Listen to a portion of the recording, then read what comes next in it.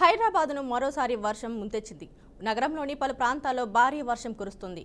SR Nagar, Panjagutta, Banjara Hills, Jubilee Hills, Ameerpet, ఫిలింనగర్లో ప్రాంతాలలో వర్షం దంచుకొడుతుంది. కుండపోతగా కురుస్తున్న వానలతో లోతట్టు ప్రాంతాలు జలమయమయ్యాయి. రోడ్లన్నీ కాలువలను తలపిస్తున్నాయి. నాలాలు పొంగి పొర్లుతున్నాయి. రోడ్లపై భారీగా వరద నీరు చేరడంతో వాహనదారులు ఇబ్బందులు ఎదుర్కొంటున్నారు. ట్రాఫిక్ సమస్య తలెత్తింది. రోడ్లన్నీ వాహనాలతో నిండిపోయాయి. కాగా గత కొన్ని రోజులుగా తెలంగాణ వ్యాప్తంగా వర్షాలు దంచుకొడుతున్నాయి. ఆసిమాబాద్, నిజామాబాద్, నిర్మల్, కామారెడ్డి, జనగాం, యాదాద్రి, భువనగిరి, సిద్దిపేట, సంగారెడ్డి, రంగారెడ్డి, మంచిర్యాల, భూపనపల్లి, కరీంనగర్లో వచ్చే 2 గంటల్లో అక్కడక్కడ ఉరుములు, మెరుపులతో కూడిన వర్షాలు కురుస్తాయని వాతావరణ శాఖ తెలిపింది.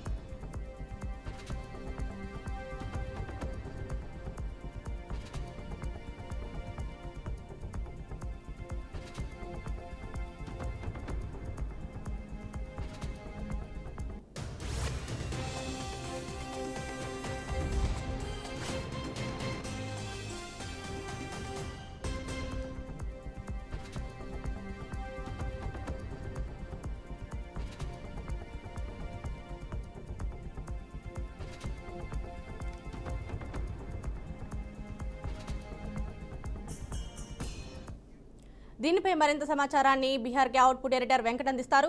చెప్పండి వెంకట్.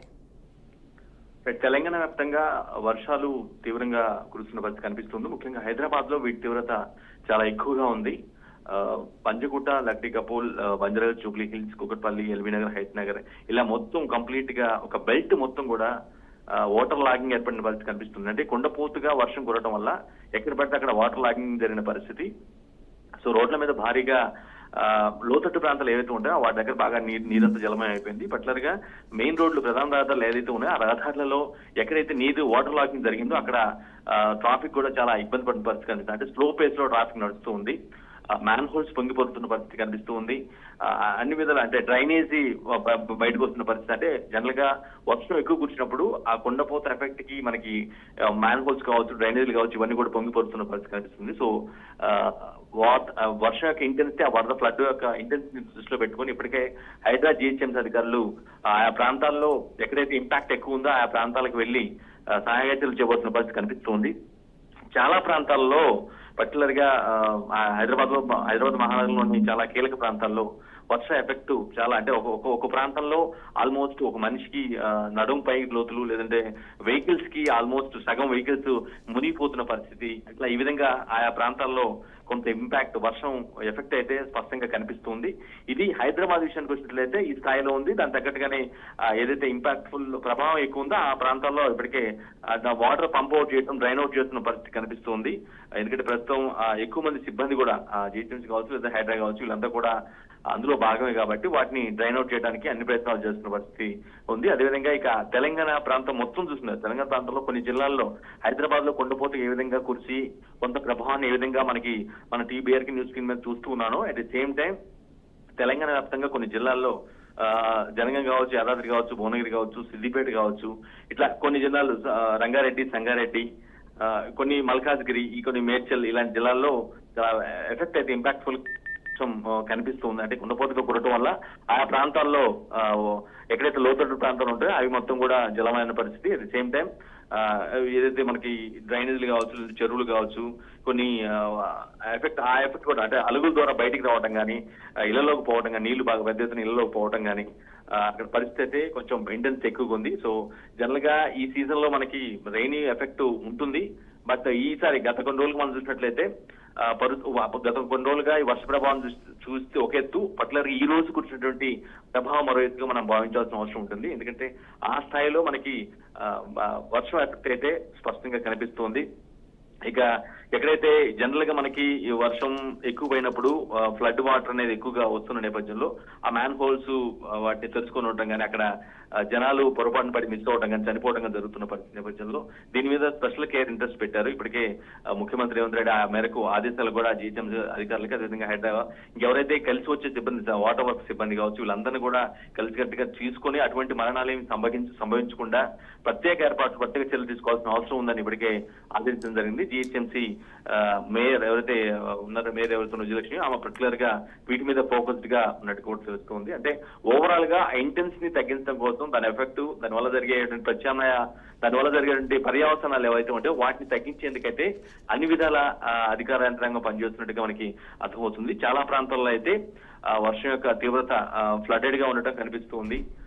ఎక్కువ అంటే ఆల్మోస్ట్ కొన్ని ఏదైతే లో లోయింగ్ ఏరియాస్ లో ఉన్నటువంటి హౌసెస్ ఏవైతే ఉంటో ఆ హౌసెస్ లోకి పెద్ద ఎత్తున నీరు చేరి చాలా ఇబ్బంది పడుతున్న పరిస్థితి కనిపిస్తుంది. అట్ ది సేమ్ టైం ఎక్కడైతే కొంచెం కిందగా లోతు పల్లవ ప్రాంతాలు ఏవైతే ఉంటున్నాయో ఆ ప్రాంతాల్లో కూడా ఎఫెక్ట్ కొంచెం ఎక్కువగా కనిపిస్తున్నట్టు ఉంది. వాటిని ఐడెంటిఫై చేస్తున్నారు. ఎక్కడెక్కడైతే ఆ ప్రభావం ఉందనే దాన్ని ఐడెంటిఫై చేస్తూ ఇమీడియట్ రిలీఫ్ లో భాగంగా వాటిని వాటర్ని పంపౌట్ చేసే ప్రయత్నం చేస్తున్నారు. కొన్ని ప్రాంతాల్లో ఇంకా వర్షం తగ్గకపోవడంతో దాని ఎఫెక్ట్ అయితే ఇంకా కొనసాగుతూనే ఉంది. Kalyan, thank you Venkat.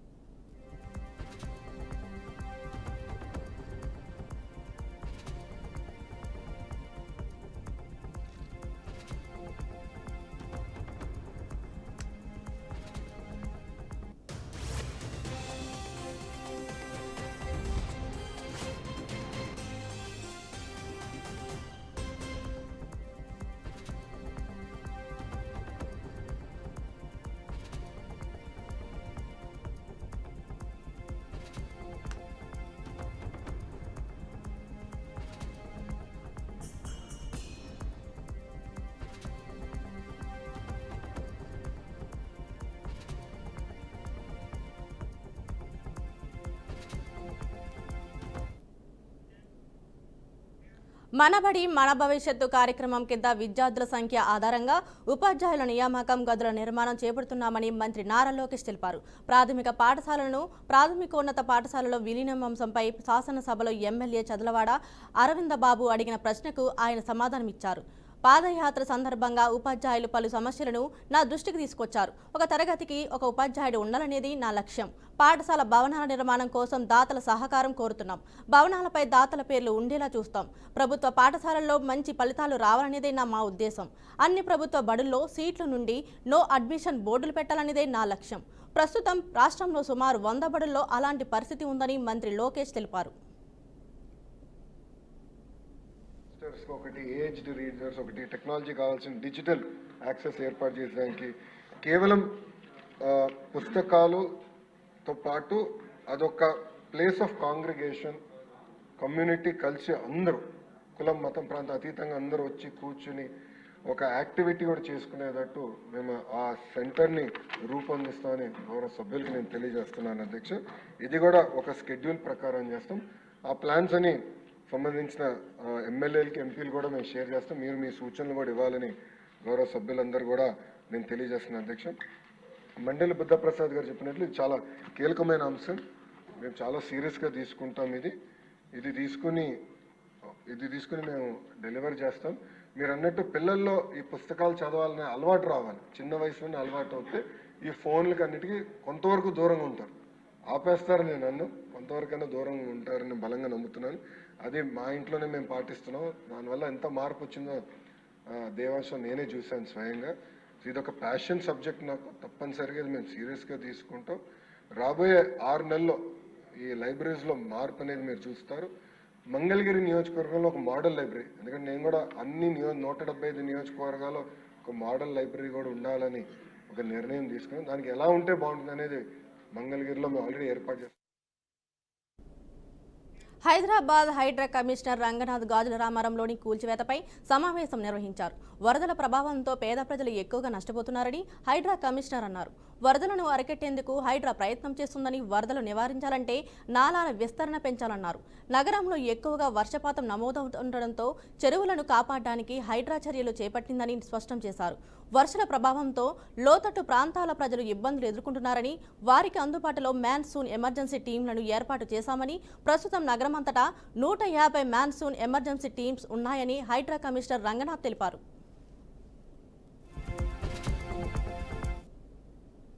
దగ్గరకు వచ్చేటప్పటికి పక్కన ఉన్నటువంటి ప్రాంతాలతోటి కన్నా ఇక్కడ 3 నుంచి 5 డిగ్రీల సెల్సియస్ 5 డిగ్రీల సెంటిగ్రేడ్ ఎక్కువ టెంపరేచర్ రికార్డ్ అవుతుంది అన్నమాట. సో అంటే సపోజ్ మనకి ఇప్పుడు ఊరి బయట కన్నా హైదరాబాద్ సిటీలో టెంపరేచర్స్ ఎక్కువ ఉంటాయి అన్నమాట.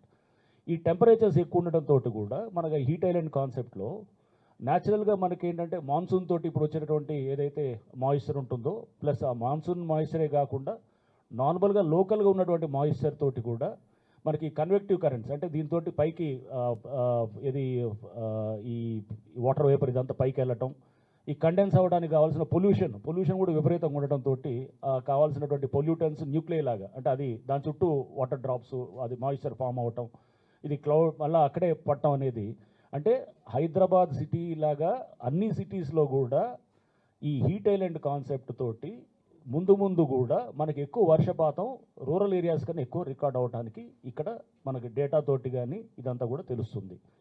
సో అందుకోసం మనం గతంలో కన్నా మనం లాస్ట్ 25 ఇయర్స్లో కూడా చూస్తే కనుక 3 times ఎక్కువ మనకి ఇది ఫ్రీక్వెన్సీ ఆఫ్ ఇది రికార్డ్ అవుతుంది అనేది కూడా అంటే ఇది ఈ క్లౌడ్ బర్స్ ఇది అనేది కూడా మనం గత 25 ఇయర్స్లో పాత 25 ఇయర్స్ బ్యాక్ డేటాతో కూడా చూస్తే అది మనకి ఆ డేటా ఉన్నట్టు కూడా మనకి తెలుస్తుంది. సో అంటే ఒక రకంగా ఇప్పుడు ఇవన్నీ చెప్పడం ద్వారా ఏం చెప్పాలనుకుంటున్నామంటే బేసికల్గా సిటీస్లో ఎక్కువ వర్షపాతం రికార్డ్ అవుతుంది, సబర్బ్స్ లైక్ మనకి మేడ్చల్లు లేకపోతే అవతల బయట ఉన్న దానికన్నా కానీ సిటీస్లో ఎక్కువ అవుతుంది. సో దానికి కావాల్సినటువంటి అర్బన్ ఫ్లడ్ మేనేజ్మెంట్ ఇన్ఫ్రాస్ట్రక్చర్ అనేది కూడా చాలా కీలక పాత్ర పోషిస్తుంది అనమాట సిటీస్లో. అర్బన్ ఫ్లడ్ మేనేజ్మెంట్ ఇన్ఫ్రాస్ట్రక్చర్ అంటే ఏమొస్తుంది? సో అంటే ఇది మనం మేనేజ్ చేయలేకపోతే కనుక ఈ వరదలు అనేది నిత్యకృతంగా మనకి ప్రతి సంవత్సరం కూడా మనకి ఈ వరదలు అనేది వస్తుంటాయి.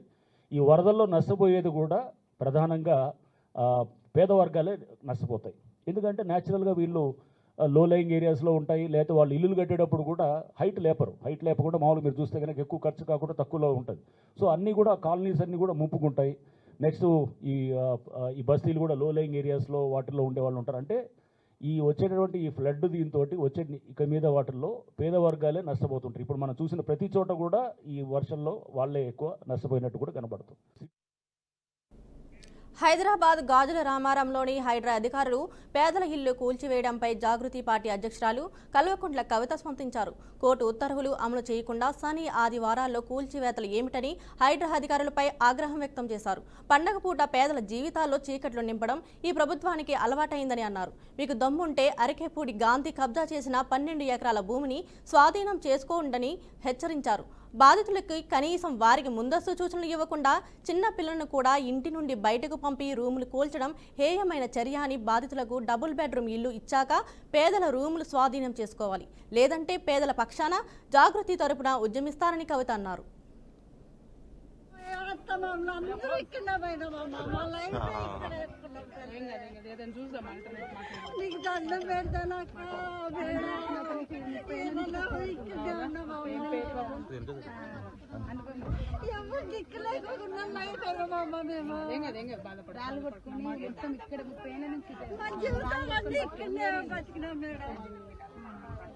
మేము అడిగేది ఒకటే వాళ్ళను, మళ్ళా 6వ తారీఖు లోపల వస్తాం అది ఇదని చెప్పి చేసి వార్నింగ్ ఇచ్చిపోయినట.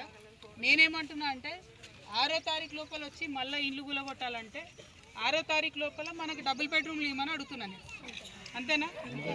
అడగందమ్మా, అట్లనే అడుగుదామా. డబుల్ బెడ్రూమ్ ఇస్తే మనకు కూడా పర్మనెంట్ ఒక ఇల్లు ఉంటుంది, సేఫ్టీ ఉంటుంది, అందరికీ సొల్యూషన్ ఉంటుంది. సో అందుకోసం నేనేమంటున్నా అంటే 6వ తారీఖు లోపల మన వివరాలన్నీ మన మారన్ ఉన్నాడు, సంధ్యక్క ఉన్నది తీసుకొని వస్తే ఒకరోజు మనందరం ప్రజాపాలనకు పోయి ముఖ్యమంత్రి గారి దగ్గర కూర్చుందాం. ఆడనే ఇస్తారా సస్తారా? ఎందుకంటే మనకి రోజు దినదిన ఆయుష్ ప్రాణగండం అన్నట్టు, అది 100 ఏళ్ళ ఆయుష్ దినదిన గండం అన్నట్టు ఉన్నది పరిస్థితి. ఇక్కడ గుడిసేసుకొని ఉన్నా కూడా వచ్చి ఎప్పుడో ఒకసారి మళ్ళీ ఈ రూబాబు. ఇంకొక మాట, ఈ 6వ తారీఖు లోపల వాళ్ళు మనకు అక్కడ డబుల్ బెడ్రూమ్లు ఇవ్వకుండా మళ్ళీ ఇక్కడికి బుల్డోజర్లు వేసుకొని వచ్చారు అనుకోండి, నేనే వచ్చి బుల్డోజర్ ముంగట నిలబడతా. మీరు భయపడే అవసరం లేదు. అక్కడ ప్రజాపాలన సీఎం గారు ఉంటారట, అన్నీ కూర్చుందాం, కూర్చొని ఇచ్చేదాకా కదలేదు.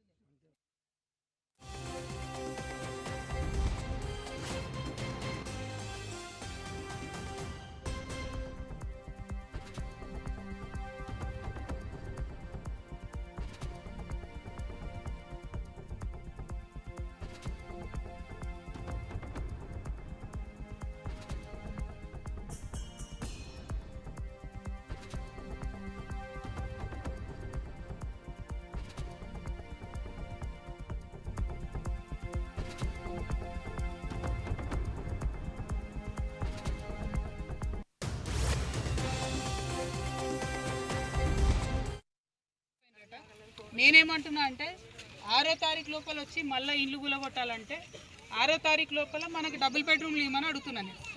అంతేనా? అడగందమ్మా, అట్లనే అడుగుదామా? డబుల్ బెడ్రూమ్ ఇస్తే మనకు కూడా పర్మనెంట్ ఒక ఇల్లు ఉంటుంది, సేఫ్టీ ఉంటుంది, అందరికీ సొల్యూషన్ ఉంటుంది. సో అందుకోసం నేనేమంటున్నా అంటే 6వ తారీఖు లోపల మన వివరాలన్నీ మన మారన్ ఉన్నాడు, సంధ్యక్క ఉన్నది, తీసుకొని వస్తే ఒకరోజు మనందరం ప్రజాపాలనకు పోదాం. పోయి ముఖ్యమంత్రి గారి దగ్గర కూర్చుందాం. ఆడనే ఇస్తారా సస్తారా? ఎందుకంటే మనకి రోజు రోజు దినదిన ఆయుష్ ప్రాణగండం అన్నట్టు, అది నూరేళ్ళ ఆయుష్ దినదిన గండం అన్నట్టు ఉన్నది పరిస్థితి.